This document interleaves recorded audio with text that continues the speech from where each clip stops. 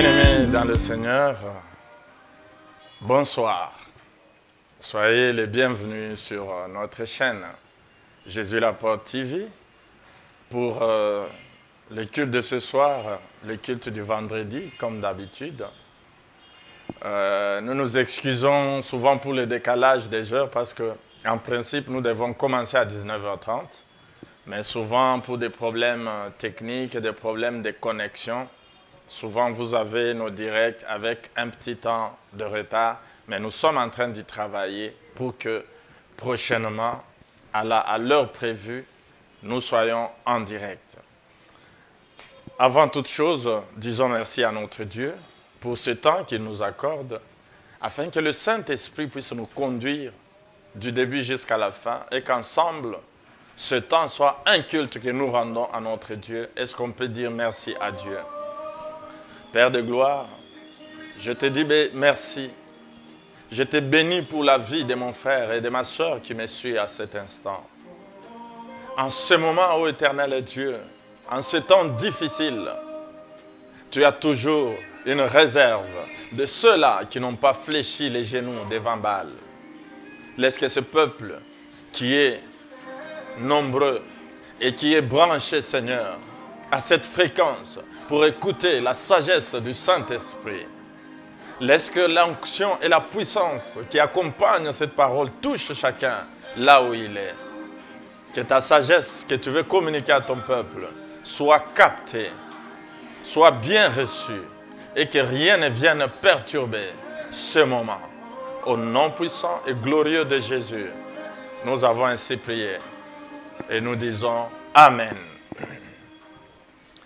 Oui, sans plus tarder, bien-aimés, nous voulons partager ce soir une sagesse que le Saint-Esprit nous a mis à cœur, qui est en même temps une interpellation, parce que ce temps, bien-aimé, que nous traversons, c'est un temps particulier. Et comme c'est un temps particulier, c'est un temps qui exige aussi une attitude particulière. Il y a eu des moments où peut-être tu avais la volonté, mais l'activité, le travail qui te procure ton pain ne laissait pas assez de temps pour que tu écoutes la parole de Dieu.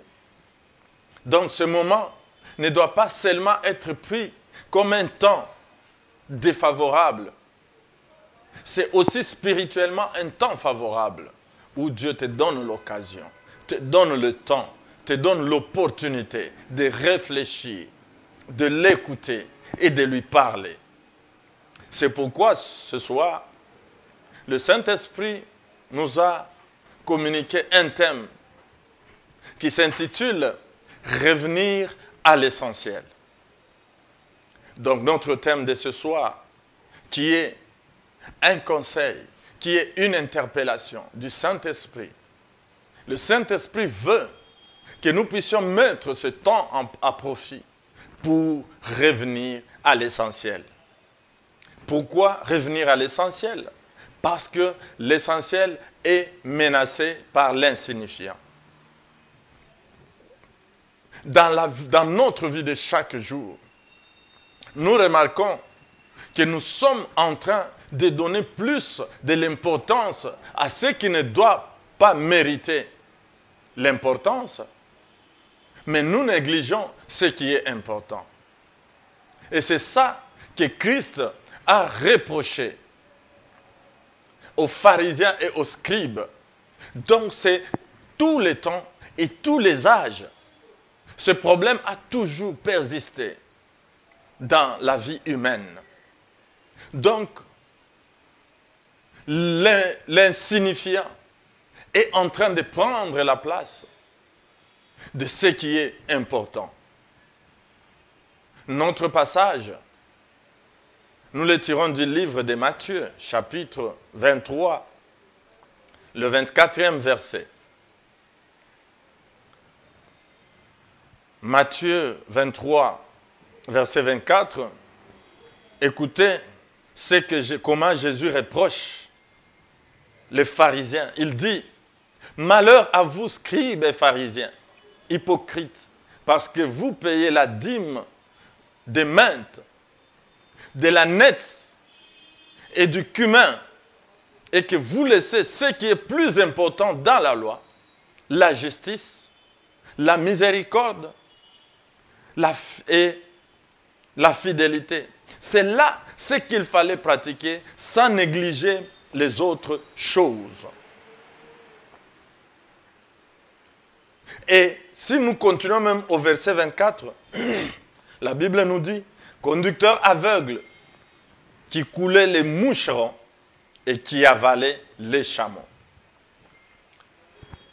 Ça veut dire, notre Seigneur Jésus-Christ utilise une métaphore, mais assez exagérée, pour dire que dans leur boisson, les scribes sont en train de tamiser, d'enlever les moucherons, tout en laissant les chameaux, en avalant les chameaux. Ça veut dire, l'essentiel est en train d'être détruit, négligé au profit de la futilité. Et vous verrez que la plupart des gens échouent dans la vie parce qu'ils accordent trop d'importance aux petites choses. Vous devez toujours distinguer l'essentiel de la futilité. Le fait que l'essentiel soit toujours menacé par l'insignifiant est une réalité, bien-aimée. Ce qui compte ne peut pas toujours être compté. Et ce qui peut être compté ne compte pas forcément. La chose la plus difficile, c'est de n'apporter aucune importance aux choses qui n'ont aucune importance. Autrement dit, ça veut dire, ce qui est difficile, c'est d'accorder l'importance aux choses qui sont importantes et de ne pas accorder l'importance aux choses qui ne le sont pas. Nous voyons que des gens ont pris même des décisions qui les ont fait reculer dans leur vie spirituelle à cause des futilités. Bien-aimés, essayons d'observer notre vie de chaque jour. Vous verrez que l'essentiel est en train d'être cannibalisé, dévoré par l'insignifiant, par les futilités. Nous avons observé des gens prendre des décisions radicales en disant « Moi, je ne prierai plus, je n'irai plus dans une église parce que tel pasteur a été attrapé en flagrant délit, parce que tel pasteur est tombé. » Bien-aimé. Et quand tu questionnes cette personne, est-ce que tu pries dans cette église-là? Non. Le pasteur qui est tombé, entre lui et la personne qui prend la décision de ne plus jamais aller à l'église, il n'y a aucune relation. Cette personne qui prend une telle décision ne connaît même pas l'adresse de l'église du pasteur en question. Il n'y a jamais mis les pieds. Mais tout ce que lui trouve, c'est de prendre la décision de ne plus jamais aller à l'église. Vous voyez que l'essentiel, qui est sa vie éternelle, est en train d'être sacrifié à cause de futilité. Sachez que même une bonne décision, pour de mauvaises raisons, devient une mauvaise décision. Bien-aimé, l'essentiel est en train d'être menacé par l'insignifiant, par les futilités. La parole de Dieu, surtout en ce temps de confinement, c'est le temps où Dieu te donne l'occasion, on te parle de toutes parts. Tu n'as pas la capacité de te déplacer pour aller écouter les différentes grâces, les différents dons que le Saint-Esprit a mis dans chacun des serviteurs de Dieu. Mais avec le confinement, avec la technologie, aujourd'hui tu es capable d'assister à 5, 6 cultes en une journée de 6 églises situées à des distances différentes, même en Europe. Donc la parole de Dieu est maintenant à ta portée. Elle ne te demande même pas de te déplacer. Mais les mégas, tu les utilises pour suivre l'évolution du Covid-19. Tes mégas Tu les utilises pour rester connecté à l'actualité internationale. Tandis que l'actualité du ciel qui te donne la vie, tu es en train de négliger. L'essentiel est négligé. Pendant que les futilités sont en train d'être mises en avant. Bien-aimés, vous remarquerez que dans chacune de mes interventions, je reproche toujours cet attachement aux médias pour les informations qui ne communiquent pas la vie. Loin de moi l'inconscience de l'épidémie. Oui, je sais que et moi et vous, nous avons déjà suffisamment appris sur les microbes. Nous savons comment ces microbes se transmettent. Nous savons quels sont les gestes basiques que nous devons appliquer. Mais moi, je crois que cela est suffisant. Tout ce qu'on va t'apprendre de plus sur le coronavirus ne te sert à rien. Parce que ce n'est pas dans ce temps de confinement que tu vas te transformer en scientifique, en biologiste ou en microbiologiste pour te substituer au personnel soignant. Les gens se sont tellement branchés, ils ont tellement ingurgité des informations sur le Covid qu'il y en a qui sont en train même de proposer les protocoles de traitement pendant que tu as fait les droits, bien-aimé. Tu es un juriste. Si tu n'as pas le temps, si tu as des mégas, fais des recherches dans ton domaine de droit. Continue à écouter la parole de Dieu. Plutôt que commencer à aller jusqu'à communiquer les protocoles de traitement. Prenez ceci, associez à cela plus du confort. À cause de cela, il y a des vies humaines qui ont été perdues parce qu'ils étaient branchés aux informations venant de personnes non qualifiées. Ils sont allés faire des mélanges qui sont devenus toxiques pour leur santé. Bien-aimés, revenons à l'essentiel.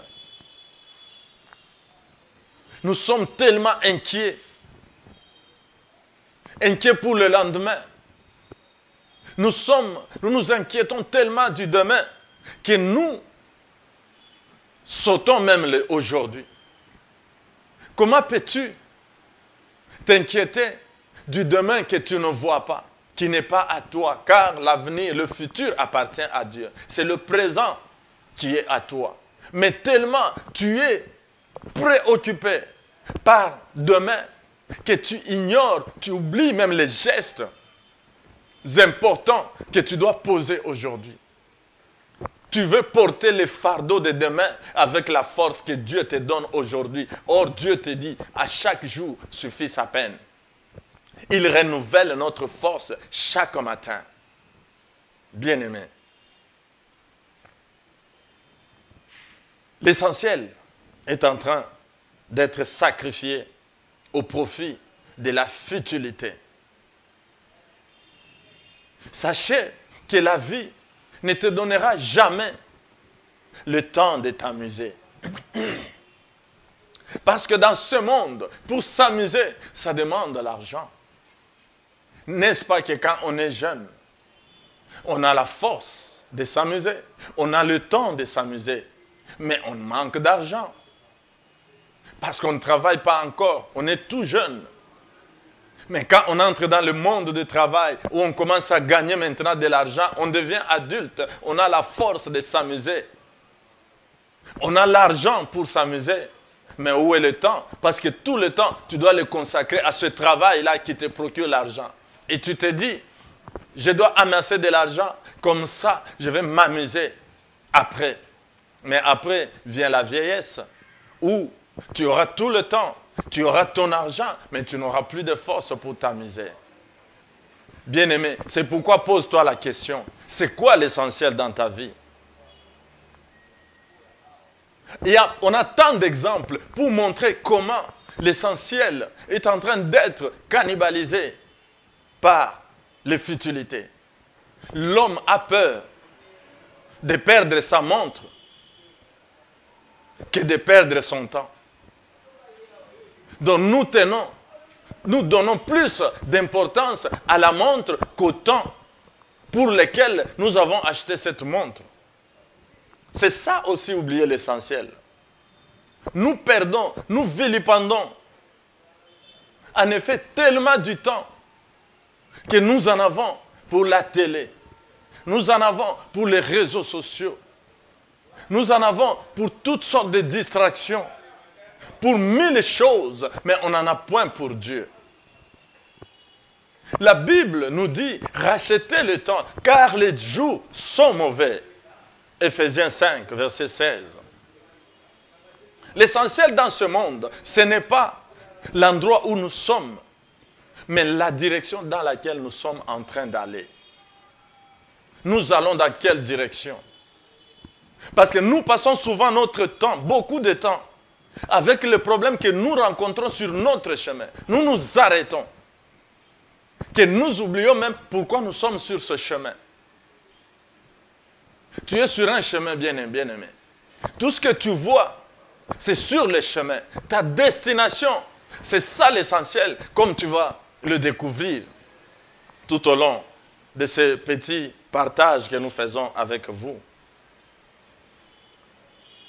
Quand tu te focalises sur les escales, oubliant que tu as une destination, tu vas marcher sans vision.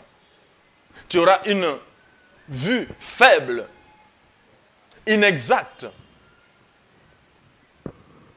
Et tu ne sauras même pas qu'est-ce qui est important pour toi. Bien-aimé, il est plus important de découvrir ce que Dieu veut te dire dans une situation que de vouloir vite te sortir de cette situation. Parce que la vie de Joseph nous a donné un bel exemple que les voies de Dieu pour l'élévation ne sont pas nos voies. Et si Joseph pouvait lutter pour se sortir vite des situations, il serait passé à côté de sa destinée. La vie de Joseph est pleine d'enseignements pour montrer que ce que tu entends, comme nous l'avions dit au culte de mercredi, influence ton attitude. Bien-aimés, ne négligez pas ce que nous entendons, car la foi elle-même vient de ce qu'on entend. Une seule parole, un seul mensonge peut te mettre en deuil comme Jacob. Pendant plus de 20 ans, Jacob était en deuil pour un enfant que Dieu était en train d'élever en Égypte. Est-ce que Jacob avait vu Joseph mort? Non. Mais on lui a juste amené une information avec des preuves fabriquées. Donc, bien aimé, une information d'immédiat peut conditionner et te balancer dans une dépression terrible. Or, ce n'est qu'une futilité. Pendant qu'une information venant du ciel qui est essentielle pour toi, tu négliges au profit des futilités. Quelqu'un m'a même appelé ce matin pour me dire, pasteur, tu as entendu l'évolution, les nouveaux cas. J'ai dit, bien aimé, si tu me suivais dans mes prédications, tu ne me poserais pas cette question. Parce que ça, c'est des futilités pour moi. Moi, je suis branché à l'actualité du ciel qui m'a déjà confirmé que les ténèbres ne régneront pas toujours. Les cas, prête à ton attention, qu'on te donne la comptabilité des nouveaux cas. Mais moi, je ne suis pas là. Et quand il m'appelait, je le sentais déprimé. Il avait besoin que je l'encourage. Je lui ai dit, branche-toi au ciel. Branche-toi aux enseignements que nous donnons. Ne confondons pas les moucherons et les chameaux. L'essentiel est de laisser constamment. Et il est en train de prendre, l'insignifiant est en train de prendre les dessus. Et aujourd'hui, nous croyons que c'est l'argent. C'est l'argent qui est le centre de tout. Au point que même Le royaume des cieux passe après l'argent. Bien-aimés dans le Seigneur, vous savez que Judas avait gagné de l'argent, mais il avait perdu l'essentiel. Au point que c'est après qu'il a découvert que l'argent n'était que de futilité. Il est allé même rejeter cela. Et il s'est pendu parce qu'il s'est rendu compte qu'il venait de perdre l'essentiel à cause de l'argent. Et pourtant, on lui avait donné beaucoup d'argent. Judas, c'était quelqu'un dont le cœur était tourné vers l'argent. Déjà, les dispositions de son cœur montraient que lui, c'est l'argent qui comptait. Quand on a oint les pieds de Jésus avec les parfums, lui voyait de l'argent. Mais quand il l'a eu, il s'est rendu compte qu'il a perdu l'essentiel. Est-ce que Judas, au départ, était le monstre qu'il était devenu? Non. Judas devint traître. Il n'était pas né traître. Selon la Bible, Judas veut dire Dieu soit loué. Bien-aimé, c'est les dispositions de ton cœur. Même ce que tu es aujourd'hui, les conditions dans lesquelles tu te trouves, ça peut changer avec les choix que tu vas faire aujourd'hui. Avec les compagnies dans lesquelles tu vas te trouver. Ça peut changer la personne que tu es. Parce qu'en commençant par le diable lui-même, il n'était pas diable au départ. C'était un ange de lumière. Mais l'envie, la convoitise. Il a cherché les futilités. Une gloire qui ne lui revenait pas. Pendant que Dieu l'avait déjà installé dans une gloire. Il était à la tête d'une grande partie des anges. Bien-aimé dans le Seigneur, ce que j'aimerais que tu prennes comme conscience, c'est que la société est une vaste scène de théâtre où se jouent toutes sortes de comédies. Et ces comédies ne doivent jamais vous faire oublier que l'essentiel, c'est ce que vous êtes au-dedans de vous, à l'intérieur de vous-même, et non les spectacles que vous donnez sur la scène. Arrêtons, bien-aimés, de nous séduire nous-mêmes avec des titres pompeux. Mais travaillons aux choses essentielles. Nous nous battons, surtout dans l'Église, pour des titres, des honneurs, pour des rôles de premier rang. Quand on est membre de l'Église, on veut tout de suite recevoir le titre de diacre, de diaconesse, d'évangéliste. Et quand on a ce titre, on est insatisfait. On cherche qu'on soit pasteur. Et quand on reçoit les titres de pasteur, on se dit non, moi je ne peux pas être comme tous les pasteurs. Moi je dois être archi ceci, archi cela.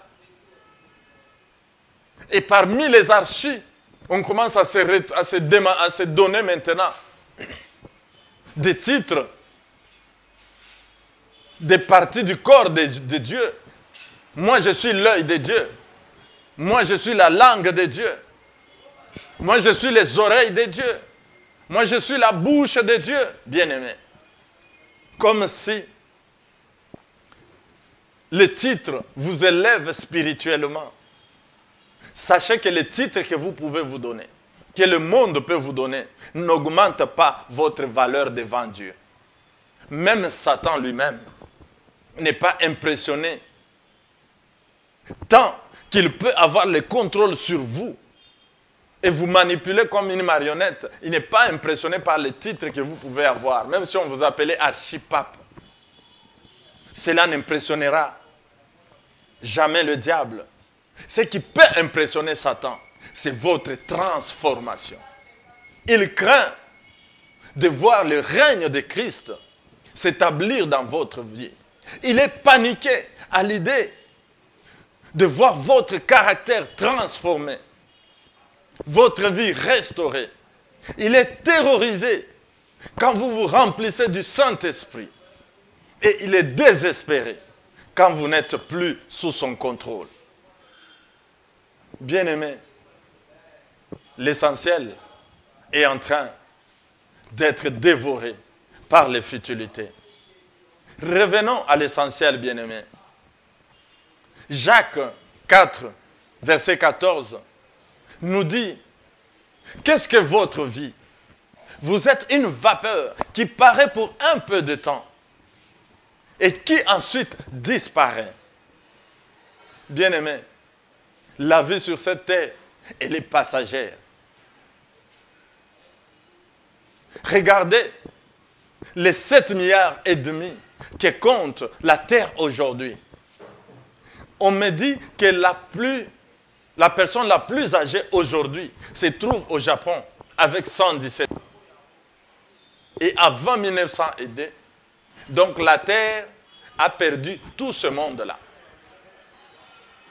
Et en 2100, 90% de ceux-là qui sont vivants aujourd'hui ne seront pas. Pourquoi vivre comme si la terre était notre résidence permanente? Je suis en train maintenant de vous amener à l'essentiel. Parce que vous allez me poser la question, l'essentiel, c'est quoi? Bien-aimés, Jésus est venu, est allé à la croix pour la vie éternelle de l'homme. S'il a accepté de prendre nos péchés sur la croix, ce n'était pas pour nous permettre de vivre sur la terre, car nous vivons déjà sur la terre. Mais la vie ne s'arrête pas sur la terre. Si ce corps charnel, ce corps physique a une fin, mais ton esprit, ton âme n'ont pas une fin. Jésus est venu maintenant pour nous préparer à la vie éternelle. C'est ça l'essentiel que je viens te communiquer ce soir. Mais la question que je peux te poser, es-tu prêt à le rencontrer? Bien-aimé, c'est là, si tu te poses cette question, du fond de ton cœur, à regarder la peur et la crainte que les gens ont du Covid, c'est parce que les gens ne sont pas prêts à mourir. Si on n'est pas prêt à mourir, on n'est pas prêt de rencontrer le Seigneur.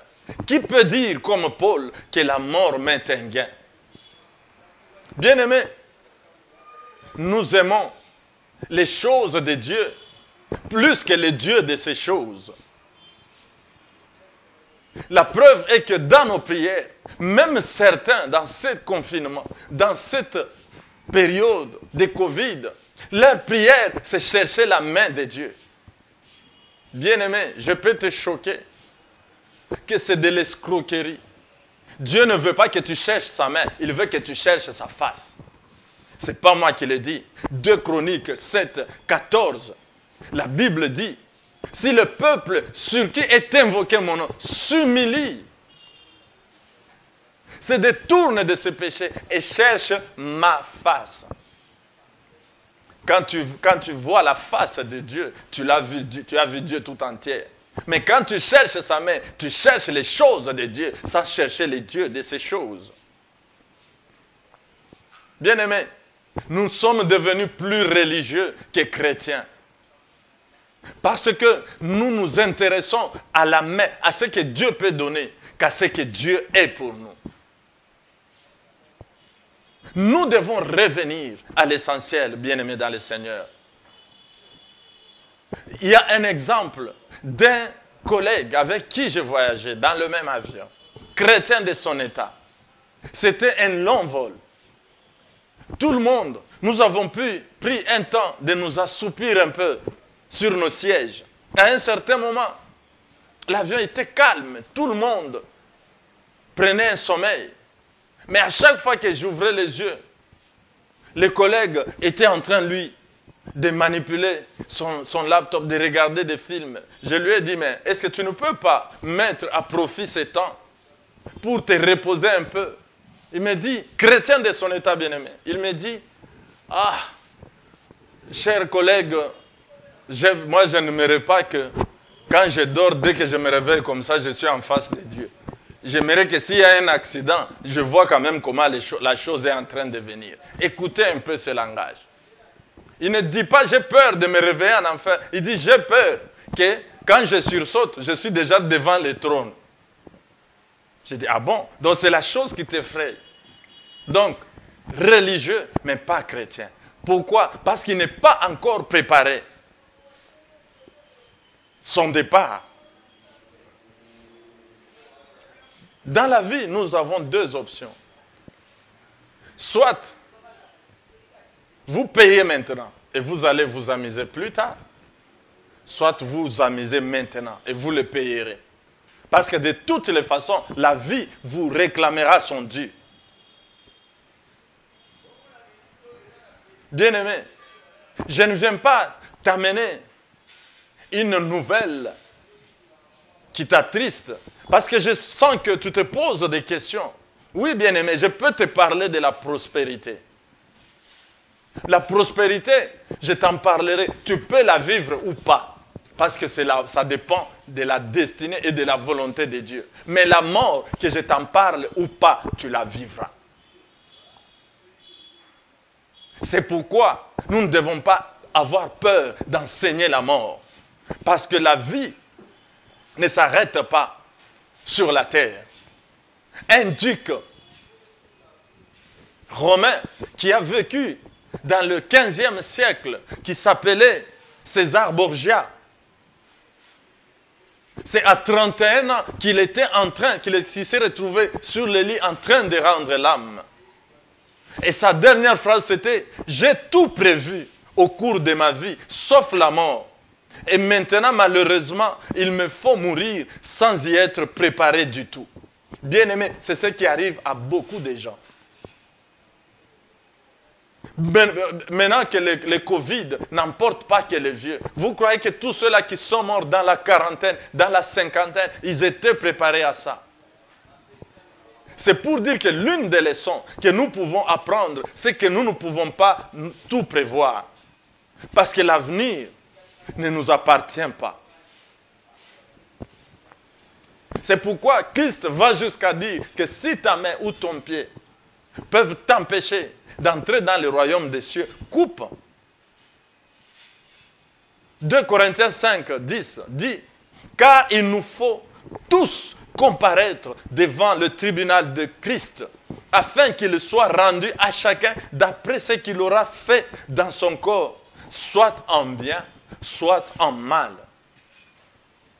Les chrétiens essayent même de ne même pas penser à la mort, ni au jour qu'ils comparaîtront devant le tribunal de Christ pour rendre compte de l'emploi de leur temps ici-bas.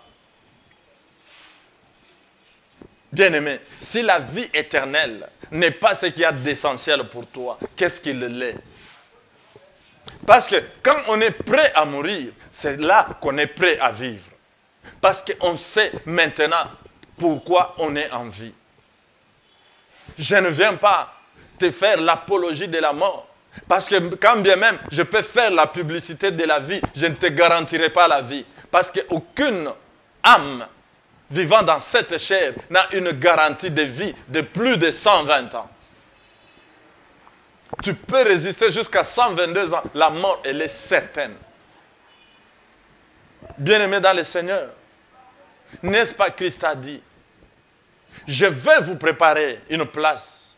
Et lorsque je serai allé vous préparer une place, je reviendrai et je vous prendrai avec moi, afin que là où je suis, vous y soyez aussi. Je vous ai dit que tous les plaisirs qu'on peut vivre sur la terre ne sont que des entrées, ne sont que des desserts. Le vrai repas, le vrai festin est réservé là-haut, dans le royaume de notre Seigneur Jésus-Christ. La mort pour un enfant de Dieu, pour un chrétien, c'est un gain. Et quand tu es préparé à ça, même quand tu pries pour ces temps de tempête, ta prière n'est pas motivée par la peur, mais ta prière est motivée par l'amour. Parce que nombreux sont ceux-là qui sont allés à genoux, motivés par la peur de la mort. Bien-aimés dans le Seigneur, ne sois pas motivé par la peur de la mort, mais par l'amour envers Dieu. Parce que Dieu, lui, a manifesté son amour en donnant son Fils unique, Jésus-Christ de Nazareth. Bien-aimés, c'est ça l'essentiel. Il a dit, cherchez d'abord le royaume et la justice, et le reste vous sera donné. Pourquoi courons-nous derrière le reste? Et ce temps va maintenant nous prouver, nous enseigner que tout ce dont derrière quoi nous étions en train de courir n'était que des futilités. Toi qui n'avais que le travail, toi qui n'avais que l'ambiance comme activité principale, où en es-tu aujourd'hui? C'est un temps que nous devons apprendre à revenir à l'essentiel. Bien-aimé, ma conclusion, c'est ce passage biblique de Jean 3,16. Je conclus avec ça. Dieu a tant aimé le monde qu'il a donné son Fils unique, afin que quiconque croit en lui ne périsse point, mais qu'il ait la vie éternelle. Bien-aimés, le royaume des cieux reste l'essentiel, reste le but de notre passage, la destination par excellence. Car si tu rates le royaume des cieux, tu ne rateras pas l'enfer. Si Dieu te rate, le diable ne te ratera pas. Alors fais un effort pour ne pas rater ce royaume. Ce temps nous a appris la vanité des choses. Réfléchis à tout ce qui a montré ses limites, à la vanité. Comme c'est merveilleux de voir que même ceux-là qui sont allés à la montagne, jeûner et prier pour se rendre en Europe, en France, en Italie, aujourd'hui, même si on leur offrait le voyage gratuit, ils n'iront pas. Vanité des vanités. Pouvais-tu croire qu'aujourd'hui, les lieux pour lesquels tu as toujours rêvé se retrouvent aujourd'hui un lieu plus dangereux pour toi? Bien-aimés, nous avons découvert la vanité des choses. Et l'essentiel maintenant, retournons. Focalisons-nous sur le royaume des cieux. Vivons tout en étant prêts que nous pouvons partir d'un moment à l'autre. Tu peux survivre et tu survivras du coronavirus au nom de Jésus. Mais cela n'empêche que tu peux mourir de la malaria. Tu pourras mourir d'un accident. Rien ne garantit la vie. Ce n'est pas qu'après cette tempête, la mort est passée. La mort physique sera vaincue quand Jésus-Christ va enlever, viendra pour les jours de la fin. Mais il a déjà vaincu la mort spirituelle. Ce dernier ennemi qui restait, Christ l'a vaincu pour nous montrer qu'après cette vie, nous aurons une vie éternelle sans la mort parce qu'elle sera déjà vaincue. Que mon Dieu vous bénisse. Bien-aimés, je vous dis merci pour m'avoir prêté votre attention. Merci à vous tous qui avez dépensé de vos mégas pour suivre, qui avez compris que c'est ça l'essentiel, que ce que je t'ai communiqué ce soir est au-delà de toutes les informations que tu peux recevoir des médias. Est-ce que tu peux maintenant me dire merci à Dieu et lui recommander cette soirée entre ses mains? Au nom de Jésus, prions. Père, nous te disons merci. Merci parce que, oh Dieu, tu as été avec nous. Je sais que ces paroles qui sont sorties de ma bouche ont permis à mon bien-aimé de comprendre au-delà même de tout ce que j'ai dit, au-delà même des termes qui sont sortis de ma bouche. Laisse que, oh Dieu, que ton peuple qui a suivi ce message soit béni. Tous ceux-là qui ont pris la décision de te suivre par amour et non pas par intérêt, soient bénis. Au nom de Jésus, nous avons ainsi prié et nous disons merci Seigneur Jésus. Amen.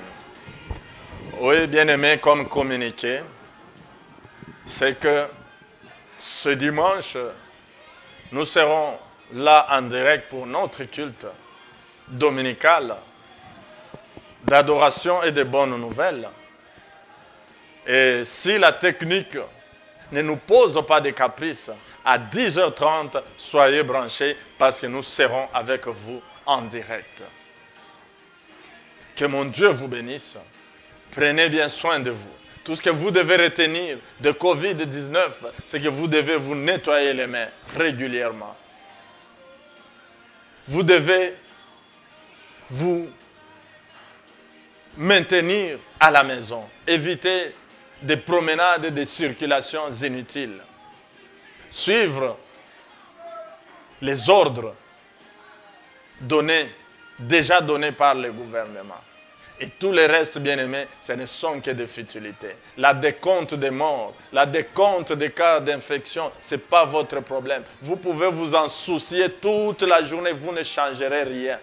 Car Christ a dit, qui par son inquiétude peut ajouter même une seule coudée. Ce n'est pas de l'inconscience de notre part. C'est parce que nous savons que nous ne changerons rien. Seul Dieu peut changer tout. Et nous avons tout remis entre les mains de Dieu. Il a dit, déchargez-vous sur moi. Moi, je me suis déchargé sur Christ de Covid-19. Ce n'est plus mon problème. Et ils peuvent dire que toute la terre est contaminée. Ce n'est plus mon problème. Et ce n'est plus ton problème, bien-aimé. Concentre-toi sur ta vie, sur l'essentiel, sur la vie éternelle. Car tu peux partir n'importe quand. Pas forcément avec le Covid-19. Le Covid-19 va passer. Il est arrivé et il passe. Mais toi, tu as un rendez-vous. Un jour, tu seras appelé à comparaître au trône de grâce. Que Dieu vous bénisse.